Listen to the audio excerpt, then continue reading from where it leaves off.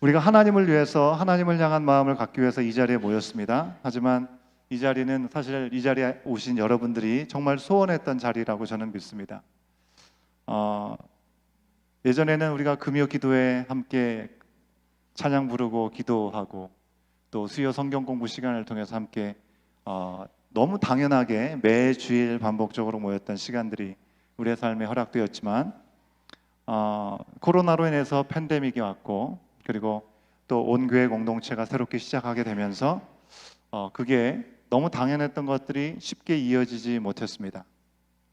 여러분, 언제나 우리 가운데 당연한 모임, 늘 일상으로 있었던 일들은 한번 생각해 보십시오. 늘 우리 가운데 있었던 일들에 대해서 우리가 정말 최선을 다하고 열심을 다했는지, 혹 우리는 그 시간 앞에 좀 덜 바빠지면 좀 참여해야겠다. 우리 아이가 너무나 어리기 때문에 좀 크면 그때 좀 나가야겠다. 에드먼튼 너무 추운 동네니까 길도 미끄러우니까 내가 좀 운전에 좀 능숙해지고 좀 실력이 늘면 그때 나가야겠다. 등등의 여러 가지 생각을 하면서 미루었던 그런 시간들이 혹시 우리 가운데 있지는 않았습니까? 그런데 그런 모임 자체가 사라진 다음에 적지 않은 분들이 그런 말씀들을 하셨습니다. 정말 원 없이 찬양 좀 했으면 좋겠다. 우리가 주일날 한정된 시간 안에 많이 하면 4곡, 한 3곡 정도를 우리가 찬양을 하는데 늘 아쉽다라는 말씀들을 하시는 분들이 좀 계셨고요. 우리도 금요 찬양하면 안 되냐 이런 말씀들도 하십니다. 여러분, 이 센츄럴 베프티스트 교회가 아주 활발한 교회입니다. 그래서 오늘도 이렇게 모임이 있는 날인데 외부에서 모임이 있어서 우리가 쓸 수 있어서 오늘 우리가 또 이렇게 됐는데 또 하나님의 인도하심 우리가 함께 구해야 되겠습니다. 하지만 우리가 얼마만큼 자주 많이 그거보다는 정말 우리가 하나님 앞에 어떠한 마음을 가지고 신실한 마음을 가지고 주님 앞에 서고 살아가느냐, 이것이 정말 중요한 부분이 아닌가 생각합니다. 사모함이 더 커지게 되는 거죠. 일상에 당연했던 것들, 그건 기회가 사라지게 되면 그런 마음을 갖게 되는 것 같습니다. 그래서 오늘 이 자리에 저녁 늦은 시간임에도 불구하고 또 주님을 사모하고 주님을 예배하기 위해서 이 자리에 오신 여러분들을 정말 축복하고 얼마나 감사한 마음이 드는지 모르겠습니다. 여러분 너무나 오랜만에 찬양해서 좋다, 또 기도를 좀 많이 해야겠다라는 생각을 가지고 오셨을지 모르겠습니다. 너무나 중요한 마음일 수 있는데요, 그냥 이 시간을 통해서 내가 그동안 하지 못했던 이 것들 좀 이렇게 욕구가 좀 이렇게 분출이 되고 또 우리의 마음이 이렇게 터치가 돼서 감정이 좀 만족이 되고 이런 부분들도 필요하겠지만 그것의 포커스가 아니라 진짜 우리가 왜 이 자리에 나와서 찬양을 해야 되는지, 우리가 지어진 목적이 무엇인지 그것들을 다시 한번 돌아보면서 우리가 지어진 목적이 바로 하나님을 찬양하기 위해서이지, 그렇기 때문에 우리가 이 자리에 있는 것은 너무나 당연하다는 것을 다시금 확인할 수 있는 시간이 될 수 있으면 좋겠다는 생각을 해봅니다. 이사야 43장 21절부터 25절까지의 말씀은 왜 하나님께서 사람을 창조하셨는지, 사람이 지어진 목적이 무엇인지 분명히 얘기하고 있습니다. 여러분, 우리가 세례를 받을 때 소요르문답 1번에 보면 인간의 제일 되는 목적은 하나님을 영화롭게 하고 영원토록 그를 즐거워한다라고 표현을 하고 있지만 이 말씀에 어디에서 근거하느냐? 바로 이 말씀인 것이죠. 함께 21절부터 같이 한번 한 절 한 절 같이 확인해 보도록 합니다. 함께 읽겠습니다. 시작. 이 백성은 내가 나를 위하여 지었나니 나를 찬송하게 하려 함이니라. 그러나 야곱아, 너는 나를 부르지 아니하였고 이스라엘아, 너는 나를 괴롭게 여겼으며 내 번제의 양을 내게로 가져오지 아니하였고 내 제물로 나를 공경하지 아니하였느니라.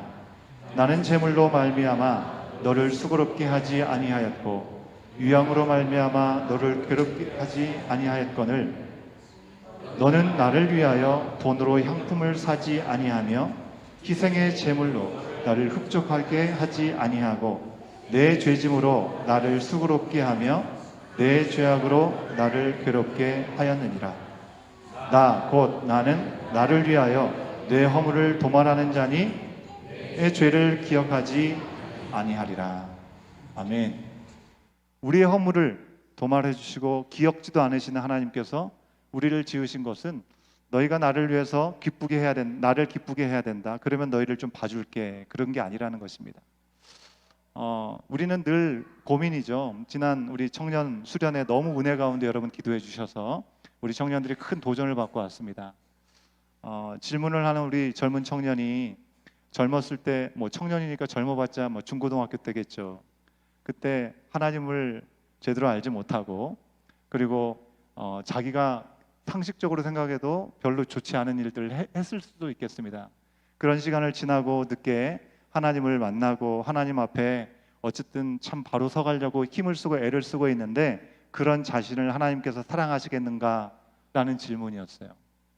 여러분, 우리가 하나님 앞에 늘 하나님 앞에 바로 서려고 씨름하면 당신 지금 죽으면 천국 갈 수 있습니까? 그러면 아우 당연히 갈 수 있습니다라고 얘기를 하지만 뭔가 내가 하나님과 관계가 멀어져 있고 뭔가 하나님 앞에 온전치 않은 모습이라고 하면 글쎄요 갈 수 있으면 좋겠는데 모르겠습니다. 지금 상황으로는 못 갈 것 같아요 라고 이야기할 때가 참 많이 있다고 하는 겁니다.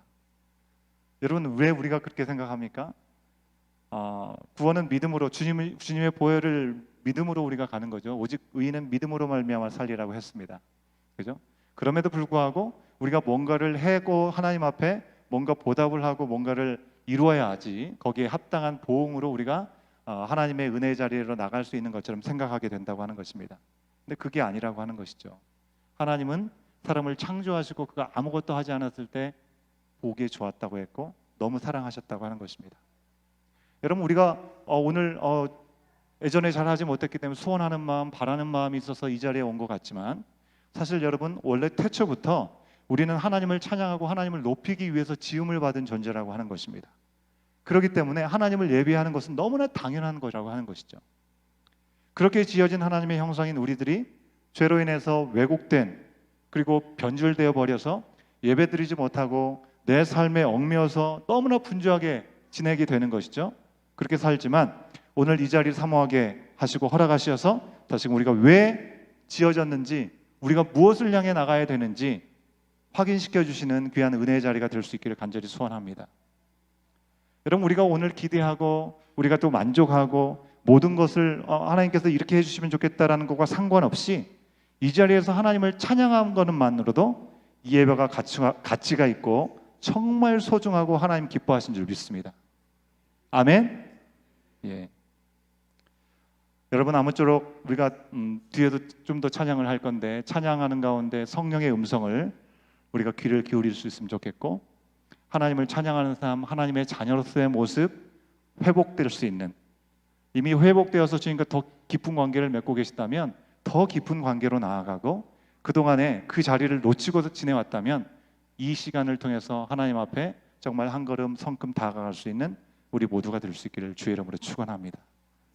오늘 말씀의 제목은 코람데오라는 말입니다. 코람데오는 여러분 저도 몇 번 얘기를 했지만 보통 그리스도인이라면 여기저기서 많이 들리고 많이 들어봤던 말씀일 겁니다. 라틴어죠. 라틴어. 하나님 앞에서라고 하는 그런 말입니다. 종교 개혁자들이 즐겨 썼던 그런 표현이고요. 그런 이유는 교회가 정말 변질되고 하나님부터 멀어지는 시간 가운데 깨어야 된다, 본질을 회복해야 된다, 개혁해야 된다. 그 이유가 무엇인지, 그 정신이 무엇인지를 하나님 앞에서라는 말이 분명하게 대변해주고 있기 때문에 그렇죠. 그동안 너무나 많은 시간 동안의 역사 속에서 사람들은 하나님을 믿는다고 하면서 사람들의 눈을 의식하고 사람들의 어떻게 평가를 받느냐에 더 집중하고 살다 보니까 사람 앞에서의 모습과 하나님 앞에서의 모습이 너무나 달랐던 거죠. 사람 앞에서의 모습과 내 자신 혼자 있을 때 모습이 너무나 달랐던 것입니다. 어떻게 그게 다를 수 있겠습니까? 우리가 하나님이 살아계셔서 어느 순간 어느 자리에도 무소부재하신 하나님께서 나와 함께 하신다는 걸 우리가 인지하고 살아간다면 거기에 이중적인 모습이 사실 있을 수 없겠죠. 우리가 그걸 놓치고 살아가기 때문에 종교개혁자들은 본질을 회복하자, 우리가 어떤 순간에도 하나님 앞에 설 수 있어야 된다는 것을 말씀한 거라고 생각합니다. 여러분, 종교개혁 이전의 기독교는 정말 사람 중심의 종교로 변질되어 버렸죠. 알고 계시는 것처럼 천주교의 교황과 사제들, 그들이 엄청난 권위를 가지고 그리고 그들이 가르치는 것이 모든 것이라고 여겨졌습니다. 오늘날 우리가 너무나 쉽게 접하게 된 성경책, 그죠? 성경책 너무나 흔해가지고 잘 귀하게 여기지도 않을 정도가 되었습니다. 이 성경 말씀조차 그 시대에는 우리 같은 평신도의 사람들은 감히 들여다볼 수도 없었습니다. 왜? 우리말로 번역되어지지 않았기 때문에 라틴 말은 이 저기 높은 분들, 교황이나 사제들이나 사용하시는 언어였기 때문에 봐도 이해할 수 없는 이야기였죠. 그렇기 때문에 이 사제들이 전하는 강단에서의 메시지가 곧 성경 말씀이고 하나님의 메시지라고 모든 성도들은 그렇게 받아들일 수밖에 없었던 시간이 있었죠. 그들의 말이 진리라고 생각했고 하나님의 뜻이라고 받아들였다고 하는 것입니다. 여러분, 오늘날 우리가 각자가 성경책을 가지고 큐티를 하고 또 뭐 성경을 몇 독을 하면서 이렇게 성경 공부를 하는 것, 여러분 상상할 수 없는 시간이 그렇게 멀지 않은 시간에 있었다고 하는 것입니다. 정말 우리가 말씀 중심의 교회가 되고 하나님 중심의 교회가 되기 위해서 우리 가운데 정말 뭐가 중요한 것인가? 말씀 앞으로 나가는 것. 그게 너무나 중요하기 때문에 우리가 매일 일상의 삶 가운데 하루를 시작하면서 하나님 오늘도 말씀하여 주시옵소서, 이 시간을 우리가 놓치지 않는 거룩한 습관이 우리 가운데 있어야 되는 것이고요. 나무뿐만 아니라 전체를 하나님께서 어떻게 우리 가운데 인도하여 주신지를 볼 수 있는 성경 통독도 우리 가운데 있을 수 있으면 좋겠습니다. 그래서 여러분, 뭐 여기 오신 분들한테 먼저 말씀드리지만 내년에는 우리가 성경 일독 운동을 하게 될 겁니다. 여러분에게 구체적인 안내를 해드릴 거고요. 또 1년 291일 동안 열심히 저희가 가이드 해드린 대로 따라오시기만 하면 읽으실 수 있고요. 그렇게 읽으신 분들에게는 한 분도 예외 없이 좋은 이 기념품을 또 선물을 여러분들에게 드릴 겁니다. 선물이 중요한 게 아니고 우리가 말씀 앞에 서야 되는 이유들을 하나하나 세워가는 것이 공동체 가운데 참 중요하다는 말씀을 드리고 싶은 것이죠. 여러분, 우리가 너무나 잘 아는 종교개혁자 마틴 루터, 그는 사제였습니다. 그리고 장로교회 창시자라고도 얘기하는 존 칼빈, 그 사람은 어쨌든 너무나 많은 공부를 했던 사람이죠. 그래서 여러 교육기관에서 또 대학에서 라틴어도 배우고 철학과 수사학 등을 이렇게 배웠던 사람이기 때문에 스스로 성경을 읽고 성경의 진리가 무엇을 얘기하고 있는지를 분명히 뚫어볼 수 있는 사람이었기 때문에 교회 현상 앞에 나타나는 잘못된 부분들을 고발할 수밖에 없었던 것이죠. 성경을 읽으면 읽을수록 당시 그 교회의 가르침이 잘못됐다는 것을 확인할 수밖에 없었던 것입니다. 성경은 분명히 오직 의인은 믿음으로 말미암아 살리라라고 말씀하고 있는데, 마치 오직 의인은 교회가 지시한 것들을 행함으로 살 수 있는 것처럼 이야기하고 가르치셨다는 것입니다. 교회가 지시하는 대로 헌금도 해야 되고, 또 고행, 내가 죄를 지었기 때문에 내 스스로 육신을 쳐서 고통스러운 길을 가면서 그것을 통해서 내가 애쓰고 힘쓰고 수고해야 그나마 가까스로 하나님 봐주셔서 구원받을 수 있는 것처럼 그렇게 가르치는 시간이 있었다고 하는 것입니다. 이런 전통이 천주교도 얼마나 많이 있습니까? 제가 칠레에서 사역을 했던 적이 있죠. 여러분 아시죠? 칠레에서는요, 이 중요한 절기에 정확한 표현은 아닙니다. 한 4km가 넘는 그 기간, 아주 긴 길을 무릎으로 걸어가지고 정해져 있는 그 성당까지, 교회까지 가는 것이 너무나 중요한 그런 풍습 절기가 되어버리는 모습들 보면서 참으로 주님께서 왜 이 땅에 오셔서 십자가를 지셨는지 참 그것이 아주 너무나 안타까운 그런 마음을 갖게 되는 그런 시간들이 있었던 것을 돌아보게 됩니다.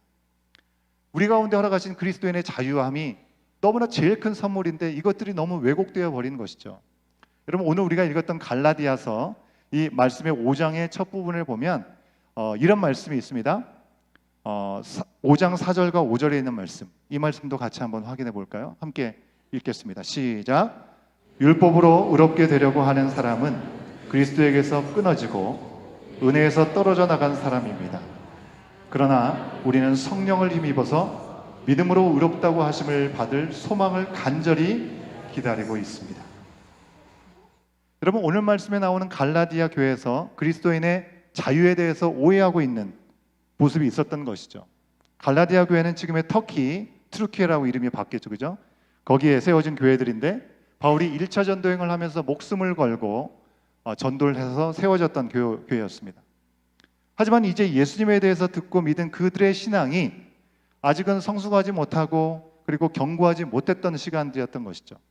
당시 바울이 전도를 다녔던 그 땅에는요, 유대인들이 많이 살고 있어서 유대인들이 가는 곳마다 회당이 있었습니다. 회당은 우리처럼 예배하는 곳처럼 보이지만 말씀을 공부하는 곳이었죠. 바울이 유대인이었기 때문에 회당을 들어가서 회당에서 또 복음을 전도하는 그런 일들이 우선적으로 있었습니다. 유대인들이 꽤 많이 있었기 때문에 그 가운데 유대인들이 바울의 복음을 듣고 크리스천이 되는 유대인들이 있었던 것이죠. 얼마나 감사한 일입니까? 요즘 우리가 유대인들과 이 아랍인들 간의 다툼을 보면서 정말 마지막 때 일어날 일들이 가까운다라고 우리가 가늠해 볼 수 있는데, 유대인들 성실하고 또 영향력, 소수지만 영향력이 있다고 하지만 참 인간적으로 보면 참 어떻게 저렇게 차가울 수 있고 어떻게 하나님께서 택한 백성이 저럴 수 있느냐라는 생각이 들 정도의 아주 참 냉랭하고 인간답지 못한 모습을 저는 예전에, 벌써 20년 전이네요, 그죠? 성지순례 갔을 때 아주 피부로 너무 너무 구체적으로 경험했던 시간이 있어서 참 유대인들 하면 별로 좋은 마음이 별로 들지 않는 것이죠. 그런데 이 유대인들이 아직까지도 하나님의 그 예수 그리스도를 구원자로 받아들이지 않고 그저 선생으로만 받아들이고 있죠. 하지만 마지막 순간이 오면 예수께서 메시아이시고 그리스도이시라는 것을 받아들이게 될 때 주님은 재림하여 이 세상의 마지막을 허락하실 것입니다. 그때가 이르기까지 그들의 교만과 완악함은 무너지지 않을 거라고, 이방인의 수가 차기까지 유대인들의 눈은 가리워졌다라고 성경 로마서 9장에서 말씀하고 있죠. 그럼에도 불구하고 바울이 전도했을 때 유대인인데 그 복음을 듣고 그리스도인으로 돌아왔던 사람이 있었다고 하는 것은 감사한 일 아니겠습니까? 근데 그들에게 있었던 아쉬움이 뭐냐면 그들은 할례를 받고 율법을 철저하게 지켰던 사람들이죠. 그렇다고 예수님 만났다고 우리가 할례를 행했던 거, 이 율법을 지켰던 거, 이것은 이제 다 버려, 그랬을까요? 그들이? 아니요. 생명처럼 여겼던 일들이 있기 때문에 예수님을 받아들인 그들이, 예수님을 이제 새롭게 받아들인 이방인들이 들어온다 하더라도, 자, 여러분들 신앙생활 하려면 할례를 해야 됩니다. 자, 율법을 철저하게 지켜야 됩니다. 이런 이야기들을 하면서 도전을 줬던 거죠. 교회 안에 혼란이 오게 되었다고 하는 것입니다. 분명히 믿음으로 구원을 받는다고 바울 사도는 전하고 있는데, 할례를 행하고 율법 말씀을 철저히 지키는 것이 더 중요하다, 그게 필요하다라고 얘기를 했다는 것이죠. 여러분, 하나님께서 왜 이스라엘 백성을 택하시고 난지 8일 만에 남자들은 할례를 하라고 하셨습니까? 왜 율법을 주신 것입니까? 십계명을 왜 주신 것입니까?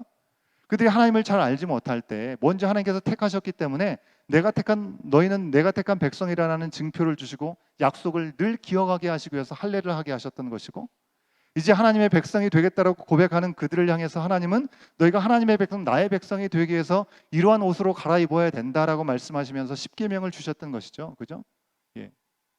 그들에게 약속을 주신 것을 기억하게 하시기 위해서, 그리고 그 가운데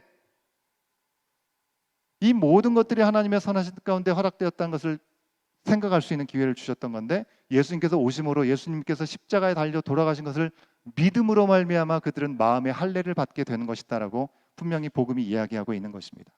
그런데 율법주의 사람들은 예수님께서 십자가에 달렸어도 할례는 여전히 필요하다, 갈라디아 교인들을 헷갈리게 했던 것입니다. 바울은 이 일 때문에 편지를 써서 율법으로 스스로 의로워질 수 있다면 예수님께서 도대체 왜 이 땅에 오셨겠는가라고 얘기를 합니다.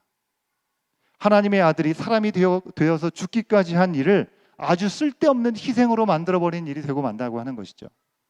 그래서 율법주의를 따르지 말라라고 주의를 해주시는 것입니다. 오직 성령 안에서 믿음으로 의롭게 되고 하나님의 뜻대로 살 수 있는 그리스도인의 자유, 주님께서 주신 그 자유를 갈라디아서 5장은 강조해서 얘기해주고 있는 것입니다.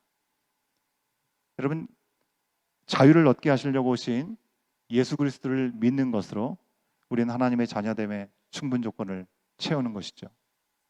죄로부터 자유롭게 되고 죽음에 대한 두려움으로부터 자유롭게 되고 이제 하나님께서 원래 우리를 지으신 모습으로 회복되어지는 것, 하나님을 영화롭게 하고 하나님을 찬양하는 것이 우리의 본질이라는 것을 알고 주님 앞에 매일매일의 삶 가운데, 이 자리에서 우리가 목을 놓아서 찬양하고 기도를 해야 되겠지만 이 자리에서뿐만 아니라 우리가 살아가는 삶의 현장에서 삶이 예배가 돼야 된다, 우리가 늘 얘기하지만 하나님 앞에 있기에 그 자리가 하나님께서 기뻐 받으시는 찬양의 삶이 될 수 있는 우리의 삶이 되어야 될 줄로 믿습니다.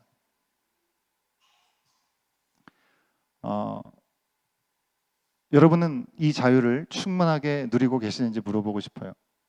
오늘 이 자리에 나올 때 교회에서 하는 공식적인 또 모임이고 또 강조했으니까 안 나가면 또 어려움이 있지 않을까, 이런 생각 때문에 혹시라도 나오신 분이 계시다면 우린 여전히 율법주의자들과 같은 모습이다 할 수 있습니다. 아마도 여러분은 이 자리에 하나님께 더 가까이 나가길 원하고 정말 원 없이 하나님을 찬양하고 하나님을 부르고 그리고 그 앞에서 은혜와 기쁨을 누리기 원해서 오신 줄로 믿습니다. 그렇다면 여러분은 진정한 자유자라고 할 수 있겠습니다. 여러분, 교회에서 어떤 봉사를 하고 또 누군가를 섬기고 관심을 갖고 손을 펴고 이래야 하나님께서 여러분을 사랑하시는 것 같으십니까? 뭔가 그런 시간들이 꼭 필요하다라고 생각이 되십니까? 그렇다면 여러분은 아직 예수 그리스도 안에 있는 자유로움을 율법으로 여기고 있는, 율법에 매여 있는 사람이라고 할 수 있다고 하는 것입니다. 여러분, 똑같은 일을 하더라도 순서가 어떻게 되어 있느냐가 너무나 중요한 것이죠. 우리가 무엇을 하는 것이 주님께서 우리 가운데 너무나 충만한 은혜를 주셨기 때문에 그 은혜에 너무나 감사해서 나오는 열매로 우리가 표현되는 것이라면 그것은 정말 하나님께서 주신 그 복음의 은혜에 합당한 모습이 될 수 있겠지만, 그 은혜에 합당한 모습을 얻기 위해서 무엇인가 내가 힘을 내고 열심을 다해서 해야 된다고 한다면 그거 자체는 복음을 잃어버린 모습이 될 수 있다고 하는 것입니다. 여러분, 자유에는 언제나 함정이 위험이 따르죠. 그죠? 너무 감사하게도 이 자리에 우리 유스 친구들도 몇몇 보입니다. 예, 밤 시간인데 우리 유스들 청소년들이 와서 너무나 감사한데, 이제 유스 아이들이 18살이 되면 이제 알버타주가 인정하는 어른이 되죠. 우리 청년들도 그런 나이를 지나셨을 겁니다. 법적인 어른이 되고 나면 이 땅에 있는 청소년들이 가장 먼저 하고 싶어 할 게 뭘까요? 뭘 것 같으세요? 와, 이제 내가 어른이 되었으니까 이제 철이 들어서 그동안 내가 몰랐는데 우리 부모님 얼마나 나를 이렇게 아껴주시고 섬겨주셨는지 감사해서 뭐 꽃다발 사가지고 드리는 거? 그렇습니까? 어려운 이들이 분명히 있는데 그들을 위해서 뭔가를 섬겨야 될 것 같으니까 뭐 봉사하고 이 섬기는 그런 단체에 막 가입을 하거나 거기에 애써서 막 가는 거, 그럴 수 있으면 참 좋겠습니다. 근데 청소년들이 이제 성인이 돼가지고 가장 먼저 하고 싶은 거는 한 잔 하고 싶은 겁니다. 한 잔. 제가 예전에 섬기던 곳에서 캠퍼스에서 사역을 할 때가 있었는데, 캠퍼스 주중이죠. 주중에 캠퍼스 사역을 하면 이제 청년들이 열심히 공부를 하다가 또 우리가 만나는 시간 되면 거기에 모여가지고 예배를 하고 이런 시간이 있었습니다. 뭐 믿음이 좋은 친구도 있고 이제 막 그쪽으로 이제 이민을 하려고 또 이렇게 유학을 와서 있는 친구들도 있어서 이제 복음을 처음 접한 친구들도 사실 있었죠. 그 중에 한 어린 친구가 온 지 얼마 안 되는 친구인데 거기로 왔더라고요. 그래서 이제 잘 왔는데 그날따라 너무 늦게 온 거예요. 그래가지고 오늘 왜 이렇게 늦게 왔냐라고 물었더니 오늘이 자기 생일이래요. 20살 된 생일이래요. 그래서 딱 한 잔만 하고 오느라고 늦었다고 얘기를 하더라고요. 여러분, 이상하게도 우리는 자유라는 말을 떠올리면 이제는 내 마음대로 해도 되는 거, 내 욕구, 내가 하고 싶었던 걸 막 채우는 것을 떠올립니다. 자유로워지면 정말 내가 하고 싶은 대로 뭐든지 하면 된다, 할 수 있다는 걸 생각하는 것 같아요. 그렇기 때문에 우리는 예수님이 필요한 사람이라는 것입니다. 그리스도인들은 더 이상 율법에 매이지 않고 종교개혁 시대 이후에 신자들은 더 이상 뭐 이 교황이나 사제 그들의 그늘 안에서 시키는 대로 무조건 따라야 되는 자리에 있지 않았습니다. 여러분, 이제 뭔가 자유롭게 되고 뭔가 깨어서 이제 내가 의지적으로, 내가 주도적으로 선택할 수 있는 시간이 되면, 그렇지, 이제 알게 되었으니까 하나님을 향해서 온전함으로 서갈 수 있으면 좋겠는데 정말 그렇게 갈 수 있을까요? 정말 그렇게 갈 수 있다면 정말 아름답고 멋질 것 같아요. 근데 전혀 그러지 못했다는 것입니다. 역사적으로도. 바울이 처음에 전도했던 고린도 교회예요. 그 교회 복음을 받아들이고 교회가 세워질 때 너무나 좋았어요. 근데 얼마 가지 않아서 그 땅 가운데 이미 심어져 있던 세상적인 가치, 거기에 도덕적인 타락이 심했습니다. 가족 간의 성적인 문란한 일들이 죄책감 없이 자행되는 일들이 있었다고 하는 것입니다. 그래서 바울은 예수님을 믿지 않는 사람보다도 더 심하게 잘못되었다라고 책명합니다. 종교개혁 시대 이유는 어떻습니까? 마틴 루터가 대교리 문답이라는 책을 썼습니다. 여러분, 대교리 문답책. 그거 왜 썼을까요? 사람들이, 특히 목회자들이요, 자기가 하고 싶은 대로 하기 시작하는 겁니다. 교황이나 사제의 제한과 통제 안에서 어쩔 수 없이 했던 것도 있다 했다면 이제는 그런 것 통제가 없잖아요. 내가 하고 싶은 대로 하는 일들이 생기는 것입니다. 교회를 통해서 생기는 어떤 물질적인 유익, 그것을 다 취하게 되고요. 말씀을 가르치는데 전념해야 되는데 게을러서 잘 하지 않는 거죠. 그러면 성도들이 어떻게 되겠습니까? 신자들 마음대로 사는 거죠. 자유가 아닌 방종이 판을 치는 것을 보고 마틴 루터는 화를 내기 시작한 겁니다. 그러면서 대교리 문답책의 앞부분에서 왜 이 책을 쓰는지를 적으면서 이렇게 얘기를 합니다.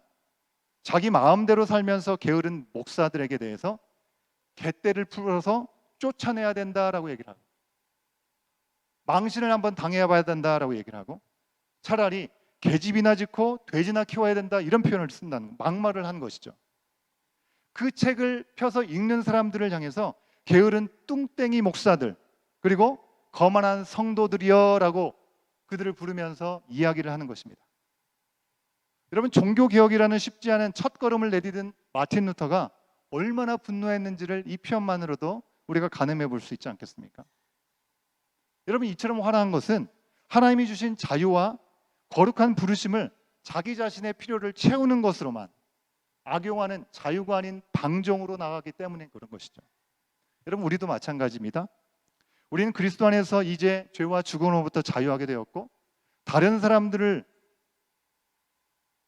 꺼려하지 않는다면 무엇이든지 해도 되고 하지 않아도 되는 자유함이 우리 가운데 있습니다.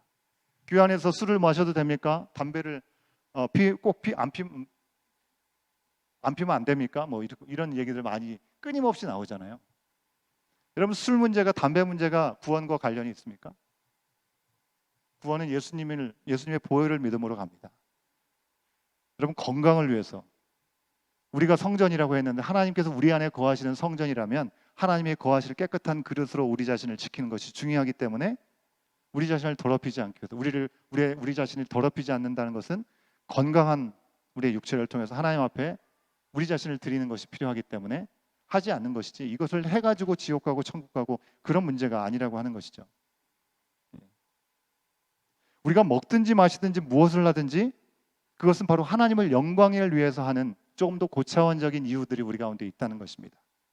오늘 주신 말씀대로 자유로 육체의 교회를 삼지 말고 오직 사랑으로 애써서 서로 종노릇하라라고, 그런 삶을 살라고 우리 가운데 말씀하고 있지 않습니까? 왜요?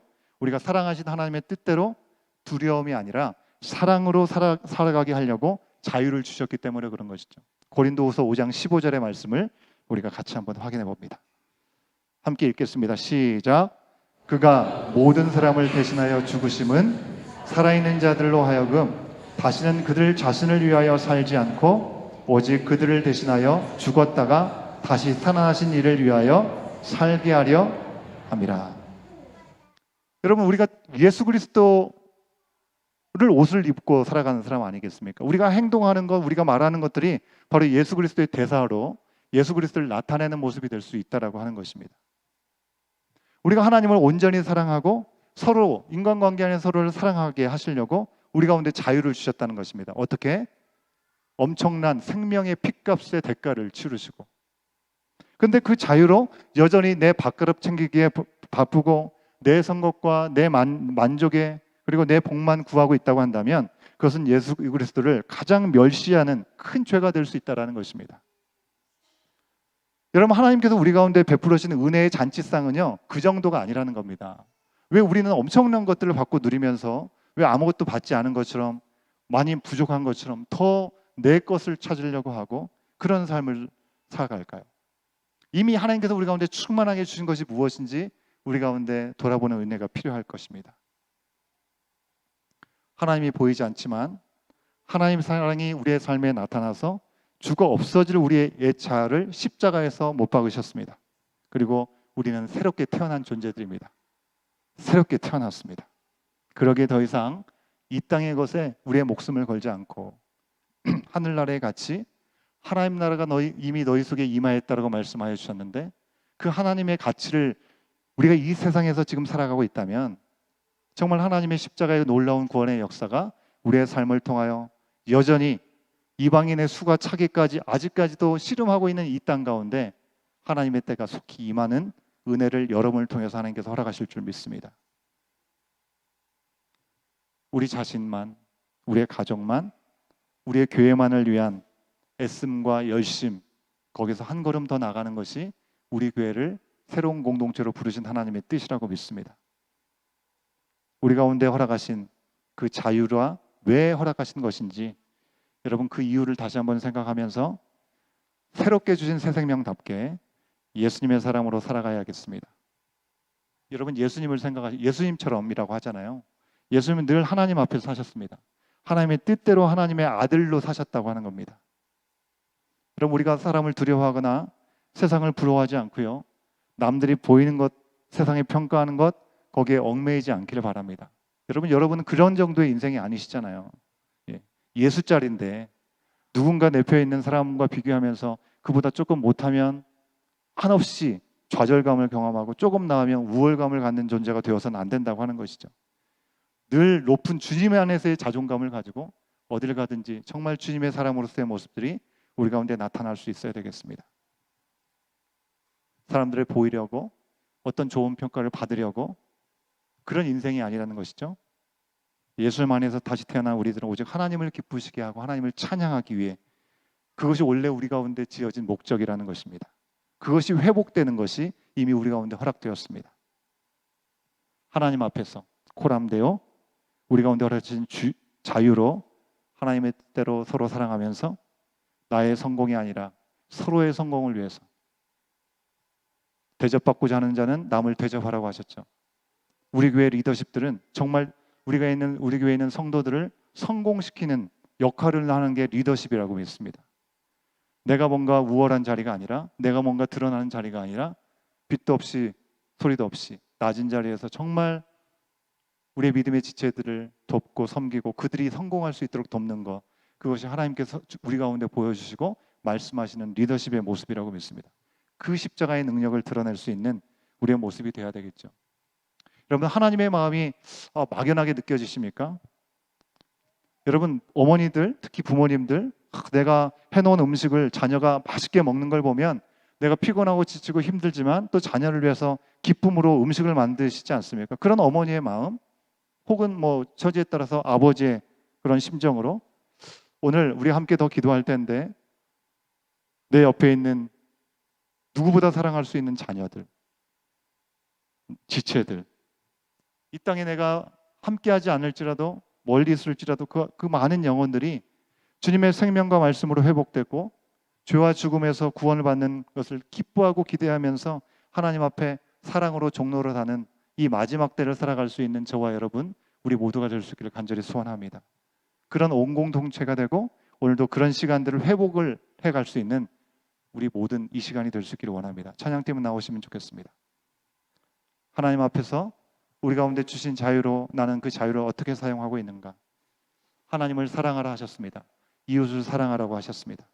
그렇게 살겠노라고 다시 한번 결단하고 찬양하며 나갈 수 있으면 좋겠습니다.